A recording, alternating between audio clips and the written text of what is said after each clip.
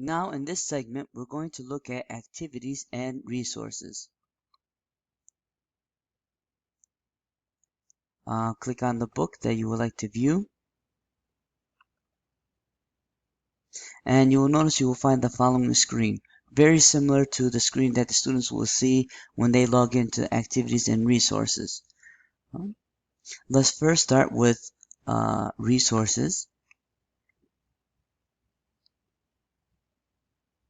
As a teacher, you will have the following options to download. You have the unit tests. You can download all of them at one time for each level or individually by clicking on the icon here, as well as placement tests, midterm tests, final tests, CFR correlations, preview the unit worksheets, unit assignments, community grammar worksheets, which I strongly advise teachers look into. There's some nice ideas for grammar activities, pair work, group work that you can use in the classroom, as well as graphic organizers, the audio and video scripts, and a newest feature with a discussion board teacher pack, which gives you some notes on how to utilize the discussion board in the classroom or with your students online, as well as a student book answer keys and teacher's handbook. These used to be available on the iTools, but that has been removed, and now it's only available online or in the iTools software and the USB. Alright, go ahead and let's click back.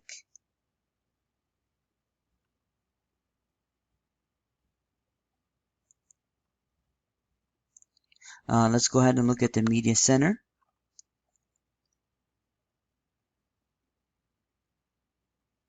And here you have the option of also downloading most, if not all, of the audio tracks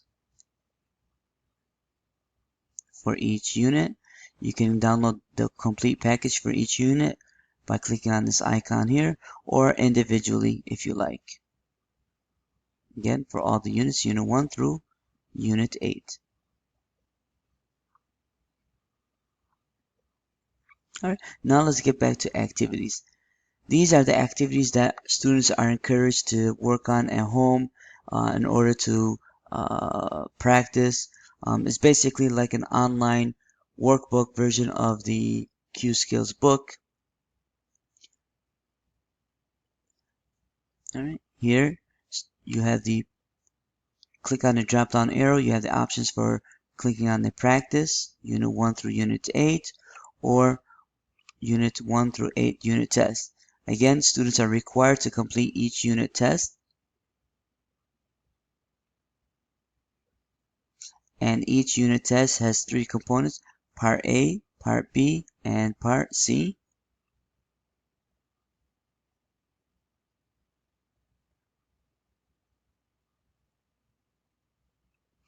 Here, students will drag and drop the questions that they prefer. There are various types of questions and different formats. Some are matching, some are typing, and so on. That's Part A. Here's Part B. Here, for example, students have to actually type in to correct the error in the sentence.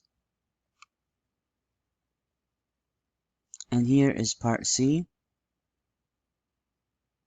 Here they will have to listen to the audio, they can raise the volume, and then answer the questions multiple choice format. Alright, and this is a test for listening and speaking. Students also have a unit test for reading and writing.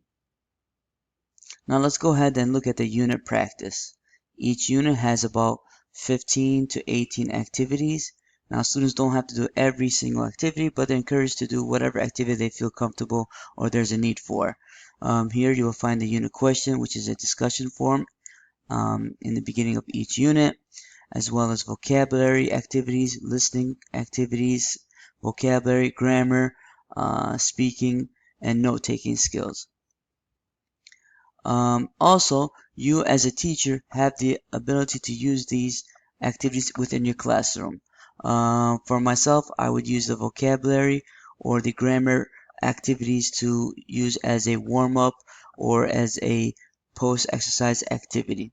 Change up. Usually I will do this during a time where I have to take attendance through Oasis.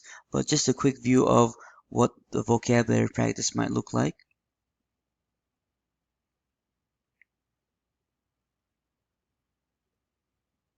So here, as you can see, there are drop-down options for students to complete.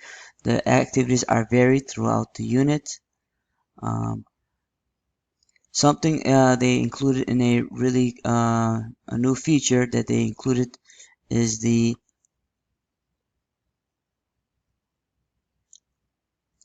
vocabulary game and grammar for each unit, as you can see here.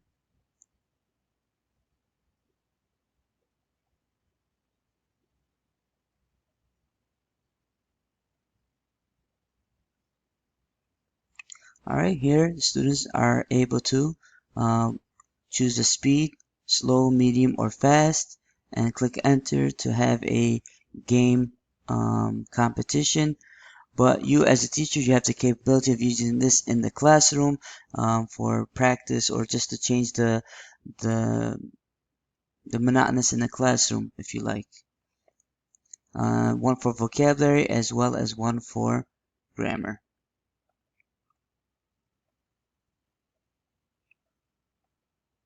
Okay. As well as you have the alternate unit assignments where students can actually record themselves and it could be sent to the teacher where he can grade it if he likes.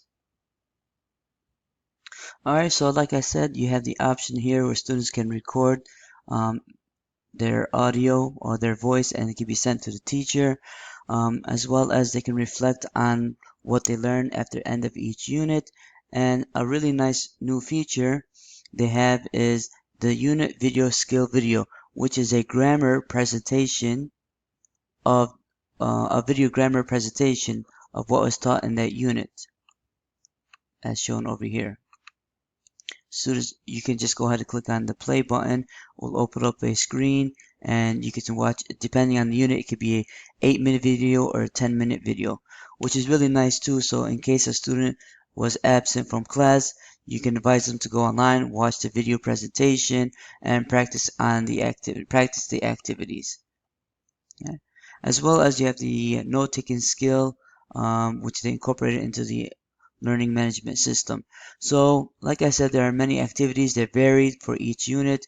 Please familiarize yourself with the activities and encourage your students to work on them as much as they can. This will help improve their learning skills and prepare them for the unit test after each unit. And then again, like I said, as a teacher, please feel free. You might want to utilize some of the activities within your classroom, preferably probably the vocabulary practice, as well as the grammar activities and the unit skill videos. All right. All right. After that, just go ahead and click on Home.